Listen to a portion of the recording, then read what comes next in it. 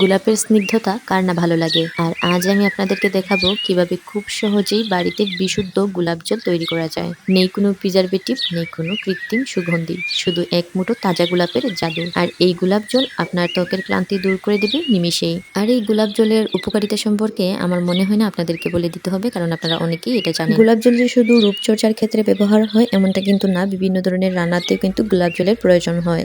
তবে বাজার থেকে কিনা এই গোলাপ জলগুলো থাকে অনেক কেমিক্যাল যুক্ত, যেটা আমাদের স্বাস্থ্যের জন্য খুবই ক্ষতিকর। তাই আমি বাড়িতেই গোলাপ জল তৈরি করে ফেললাম। আর এই গোলাপ জল কিন্তু তৈরি করাও খুব বেশি সহজ ছিল। চলুন আপনাদেরকেও দেখাই কিভাবে গোলাপ জল তৈরি করলাম। প্রথমে আমি গোলাপের পাপড়িকে খুব ভালো করে ধুয়ে নিব, যাতে বালি কিংবা ধুলির কোনা না থাকে। তারপর আমি চালনির উপর রেখে দিব, যাতে পানিগুলো সব ঝরে যায়। তারপর আমি একটা পরিষ্কার হাঁড়ি নিব, আর তার মধ্যে গোলাপের পাপড়ি দিয়ে আমি এই মাঝে একটা স্ট্যান্ড দিতাম। যেহেতু রান্নার কাজে ব্যবহারের কারণে সবগুলো স্ট্যান্ডই নষ্ট হয়ে গেছে, তাই আমি একটা ছোট্ট ঢাকনা দিয়ে দিচ্ছি। ঢাকনাটা দেওয়ার পর আমি এর উপর একটা পরিষ্কার বাটি দিব, আর তারপর এই বড় হাঁড়ির ঢাকনাটাকে আমি উল্টো করে দিয়ে দিব।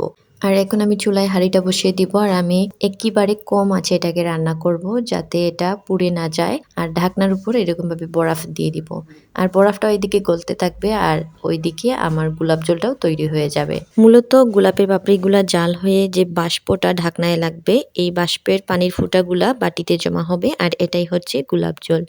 এতগুলো পাপড়ি দিয়ে এই দেখুন অল্প কিছুখানি গোলাপ জল হয়েছে। আর এখন এটা আপনার স্কিনে কিংবা রান্নার কাজে ব্যবহারের জন্য একদমই প্রস্তুত। তো আপনারাও বাড়িতে এরকমভাবে গোলাপ জল বানিয়ে নিতে পারেন।